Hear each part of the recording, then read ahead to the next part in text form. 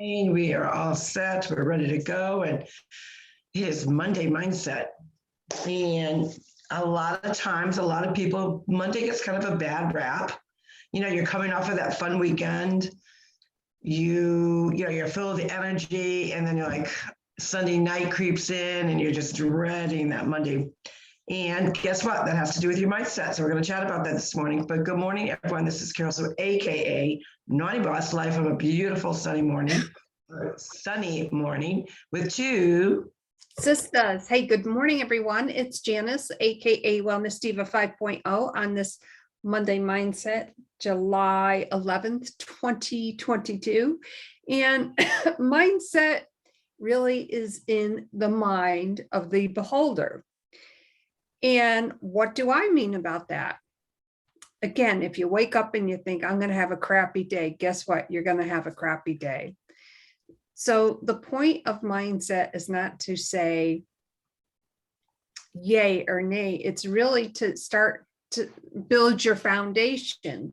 For instance, you can, reading for me in the morning is paramount. And I'm currently finishing up the 5 a.m. club with Robin Sharma. Excuse me. Excellent book. And it's about how we create our mornings. For Carol Sue and I, it's, starting the 3 steps. Well, what works for you? What are some things that work for you, Carol Sue? Well, I think part of the problem, and it is a problem, because I would say for most caregivers, and usually you tend to think of the caregiver, the nourisher, the one who's in charge of kind of, running your household, getting kids off to school and all that happy jazz. And it's not to negate the role of the male, but a lot of times it's usually the female, not always, not 100% of the time. So we're not saying that, because there are just as many men that are very much involved with all the pieces that I'm talking about. But naturally, a woman is a giver. Like, I got to do, and she is the last to receive. And what I mean by that, and I'm not saying it in a selfish way, I'm actually saying it in a very unselfish way. So think about a very simple example. The mom's in the kitchen getting the meal together, organizing maybe the grocery list, figuring out all this different stuff, preparing that meal. Everyone sits down. She's making sure the kids are trying to eat a nice, healthy, balanced meal. You get those picky eaters. We know how that goes. And, the conversation goes on and on. And the mom is usually the last to sit down, right? She's probably the last to get whatever food is prepared. And, people are very mindful of their budgets because of where we're at. And people are really understanding. And, this is one of the, this is going to be a sidebar, one of the blessings of what's going on in the economy. People are more mindful of what they're buying. They're not buying as much junk. Although if the junk is cheaper, they're buying it, which that's not a good thing. And we'll talk about that later. But you're finding that you're finding that people are more mindful of, like, even the serving size, because they've got a budget. They got to make that food stretch. And this is really showing Americans that we've been in an abundance of food, of eating way too much. So I'm not saying that the economy being off is a good thing, but the blessing out of the negative is that now we're being a little bit more mindful. We're making that dollar stretch. We're making that food stretch. Therefore, we're not giving these huge amounts, because your body doesn't need that. So that's a sidebar on that piece. But what I was getting back to about that mindset is that person's usually the last one sitting at the table, whoever the caregiver is, male or female. And they tend to put their own needs, last on the list, the last one to maybe get in the shower, the last one to, go out the door, because she's, he or she is too busy preparing to get that person out the door. And we forget and slow down to say, I'm worth it. I'm worth that I take homage and pay attention to my mindset, because any good health journey, any good positivity piece that you're going to endeavor, it just doesn't start, people. And we know that, right? You have to have a good mindset. You have to have a positive mindset, which is the hard piece, blocking out the noise, blocking out the negative, blocking out that I can't, that I'm not worth it. I don't have time for me. Oh, if I think there's time for me, then I'm being selfish. I'm being self-centered. And you have to take those minds, those are thoughts that continually go in our mind and they're in our subconscious. And we already know, because we've discussed it time and time again, that we're actually only using between 10 to 15% of our brain. So the subconscious is still absorbing thoughts. We know thoughts have energy. So if we don't nourish the mind with good thoughts, that puts us in that right mindset to know that we are a priority, that we are worth it. And that doesn't happen overnight. It's a whole tree, just like habits. We talk about habits all the time. Habits, some people naturally can do that stuff. I would say probably the percentage is quite high that people cannot. They really need that affirmation. They need to be reminded. And it doesn't just always happen. So you have to really set the bar high for yourself. And not only thinking I am worth it, another great tool to get your mindset to that point where it is going to start to become habit is to write it down over and over and over again. So it's not good enough to just say it out loud and put it in the universe. You've got to write it down. So if you've got a pad of paper, designate it for your thoughts. And you know that you need that encouragement. But ultimately, think about it. We're the only ones that are really in charge of our body, minds, and souls. It's not up for our husbands, our girlfriends, our boyfriends, our kids, our grandparents, our children to get us to that healthy spot. It's up to us to do that. So one of the great tools that I do use is I write it down. And the same, I always do the power of 3 because we know the magic of the power of 3. 3 is symbolic in so many pieces of our life. I don't think people realize how it is. So I'm worth it. I am worth it. So I say, I'm worth it, to break it down into 3 words and just write it over and over again. Because what we talk about frequently, you go from what your thought is here, and you're going to transfer that to your hand, and then you're going to write it down.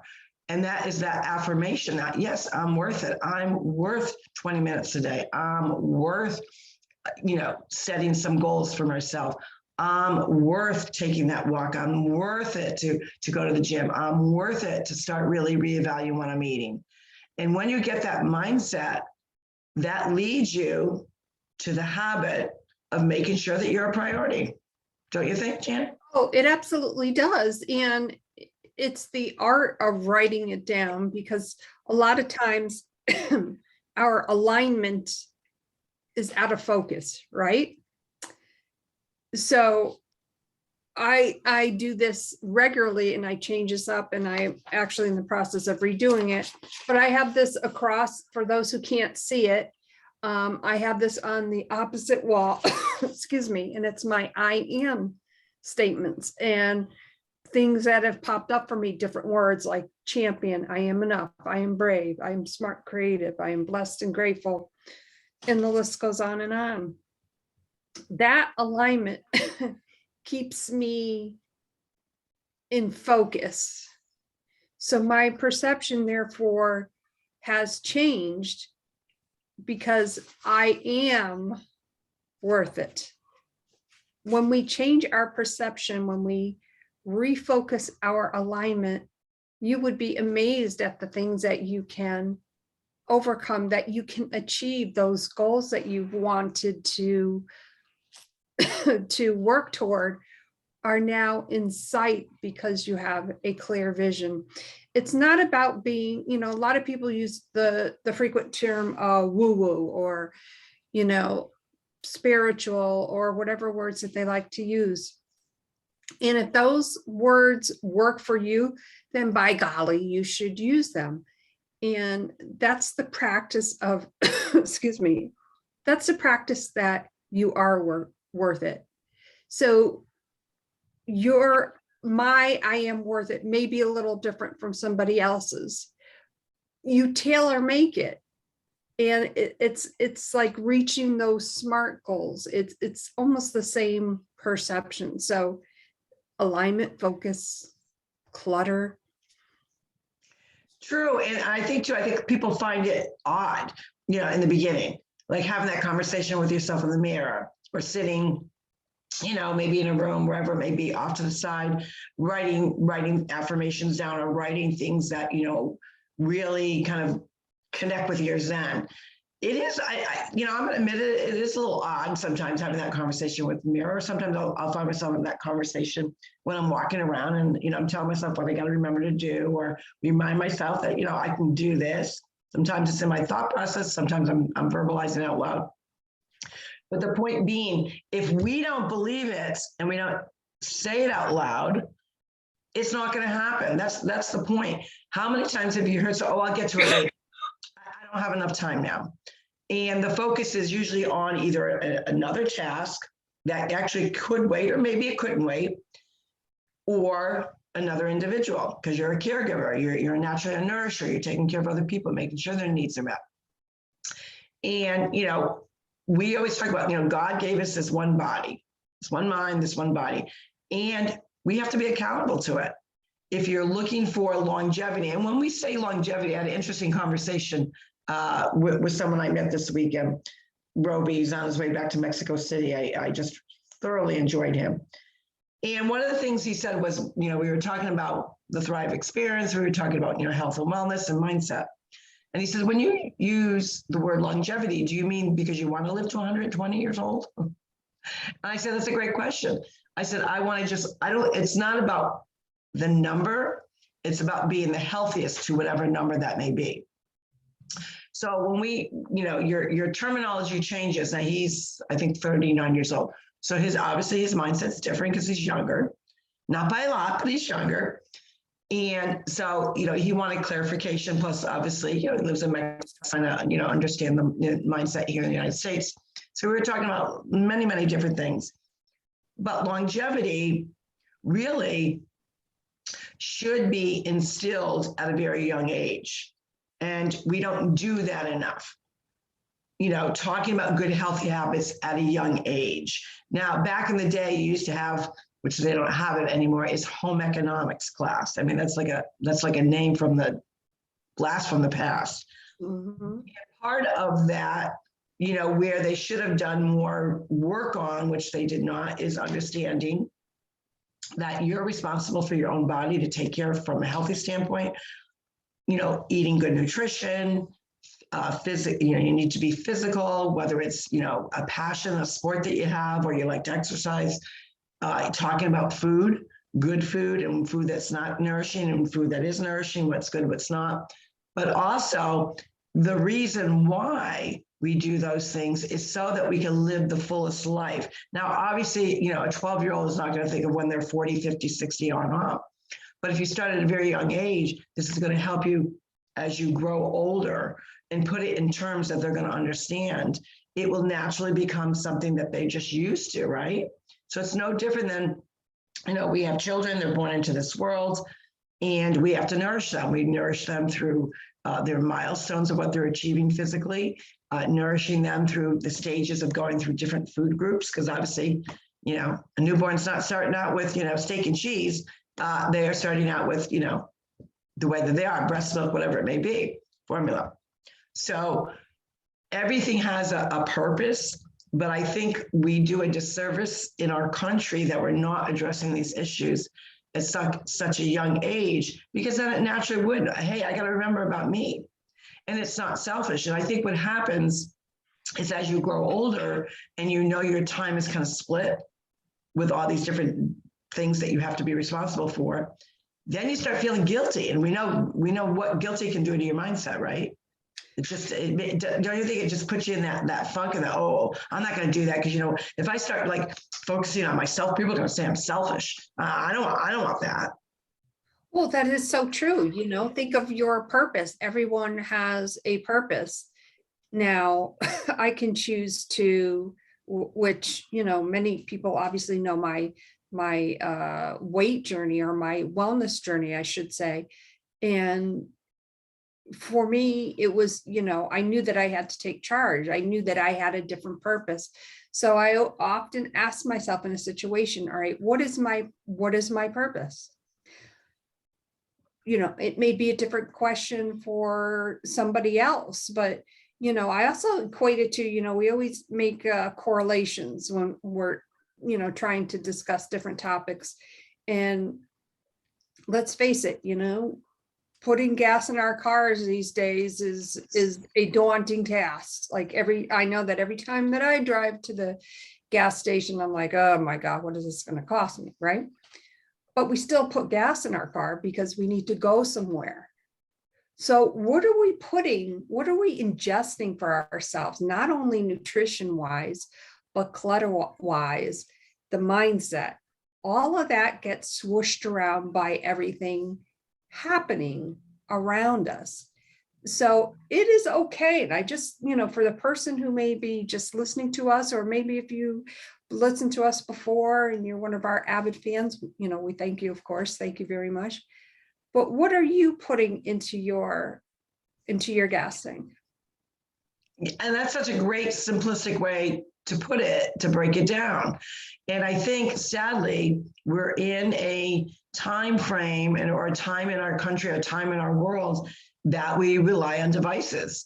We rely, I mean, when you think about it, how many people even have a landline anymore? Most people don't even have a landline anymore. Yeah. Remember, back in the day, you were excited when you got the long cord, and then jeepers, when the remote phone came out, you're like, yeah, baby, I can move around. I can be vacuuming. I can be all over the house chatting away.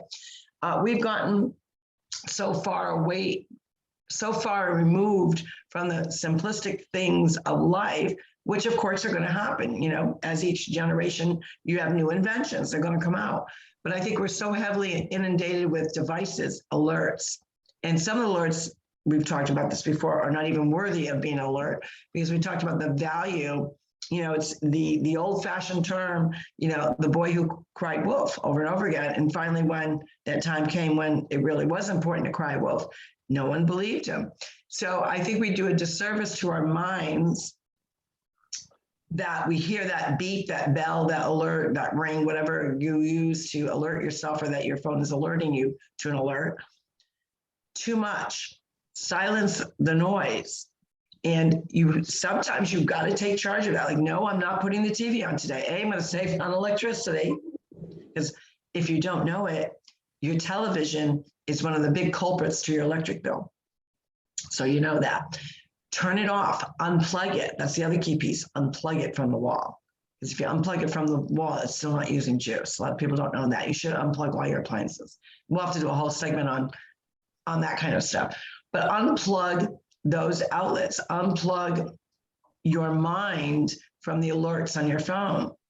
If you use your phone, like obviously we travel, we're entrepreneurs, I use my phone not only to call people, but obviously social media, email, everything is like, this is my one-stop shopping for my life.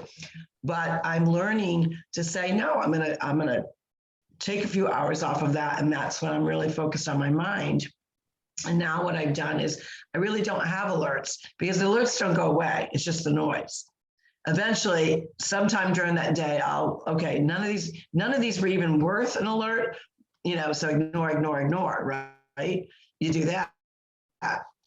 So I think part of the piece to our mindset is we've got to remember that we are in charge of what we nourish it with. What are you nourishing it with? Are you nourishing it with, good things? Are you nourishing it with, maybe a good podcast? Maybe you're focused in on maybe some good music. So what do you nourish yourself with? I nourish myself. I have a very specific routine in the morning, which has worked wonders. I'm working on my nighttime routine. I've got to make some changes with that. But for me, it's those first 60 minutes of the day. I like that. Up, get dressed, get changed, do my first workout. The next 20 minutes, I journal. And then after that 20 minutes is up, I do reflection and I read in my book. Finishing up, probably will finish this by the end of the week, Robin Sharma, the 5 a.m. Club. And that is paramount for me. That works for me. And I clear the clutter. So the big question today is, how are you clearing the clutter? Absolutely. And again, starts with the mind. And it's not going to happen overnight. So we don't want everyone to think, oh, okay, I'm going to do this morning. My life's going to be perfect. And I'm going to wake up every day, blah, blah. No, because there's too many distractions. It may not even be a distraction from your devices. It could be a distraction within your own household. It could be a distraction in your community. So we understand that. And we understand that, we know life is not perfect. It's not supposed to be. It's part of the journey. But if you decide that you're worth it to take the necessary steps to declutter your brain and fuel it with, because we nourish our guts, right? We talk about this all the time. We nourish our guts because our gut is like our second brain, and you need to nourish that with good food, because that's the gas tank that's fueling all your other systems. And we got quite a few systems within our body. Our bodies are a really fine machine, and people don't appreciate how smart our bodies are, right? So now you got to do the same for your mind. How do you nourish your brain? What are you exposing it to? And, one of the tools I use is good quality abundance phrases at nighttime. And you don't, and the cool thing about it is you don't have to be awake for it. What I like about it is it's soothing music. It starts off very soothing music. You go through a whole breathing technique. And I just have it in one ear. So I got one earbud in, and I fall asleep to hearing positive energy, positive thoughts. And we always talk about it probably takes a good 21 days to see a new habit forming or a habit change or a mindset change. So that's why we're saying, don't think that something's going to happen overnight and all of a sudden, woo, my mindset's great and I'm perfect and I'm doing it all and I'm positive. If anyone's telling you that, they're full of garbage, because that's not true. It doesn't happen that way. You have to train. Yeah, it's part, you think of, for instance, kickboxing. You can't just kickbox. Like, you have to learn how to kickbox. You're probably going to be really shitty at first, like I was. And of course, now I'm pretty damn good, I will say myself. But give yourself that opportunity, that chance to refine something that you want to do. Skill takes time. It's a process. Process is the perception. And if you have to ask yourself if you either can or you can't, either way, you're right. And you're worth it. And a lot of people don't understand you truly are worth it. It's not selfish to put yourself first for your mindset, your health, your wellness. You are worth it. You just got to believe it. And it's not going to happen overnight. And it doesn't mean you don't, okay, yeah, I know it. But you have to have some non-negotiables. And one of your non-negotiables, that's a mouthful to say, is that I am not going to, if I got to schedule myself in my book every day, then schedule yourself. If you need a sticky note to remind you, hey, don't forget to go swimming and do some exercise in the pool, go walking, go listen to a great podcast, go journal, whatever it is to get your mind in that healthy mindset, because that's when the magic happens. It starts here. It starts here. Even before you go to do that, physical thing, it starts here, because if you don't believe you're worth it, you're just going to go through the motion. I'll try it some of the time. Yeah, if I can fit it in today, I'll fit it in. It all starts with mindset. So what are you going to do on this Monday mindset? Put yourself first. You are worth it. Write it down. Have that conversation in the mirror. Repeat it over and over again. And what I'm saying, just don't do it today. You have to do it every single day before it becomes habit. 21 days. Give yourself 21 days of any kind of transformation. And I promise you, it will then start to become a regular routine, a habit that you actually look forward to. With that, this is Carol, so AKA Naughty Boss, about to go get my hip therapy on. I hope that all of you have a great Monday mindset. Get your juju on, however it may be. We look forward to seeing you tomorrow for Triumph Tuesday. This is Carol, so AKA Naughty Boss, live with TwoSistas. Hey everyone, it's Janice, aka Wellness Diva 5.0. We will see you actually tomorrow night. We have a guest, another Australian guest. The Aussies love the TwoSistas. Have a great day, everyone. Bye for now. Bye.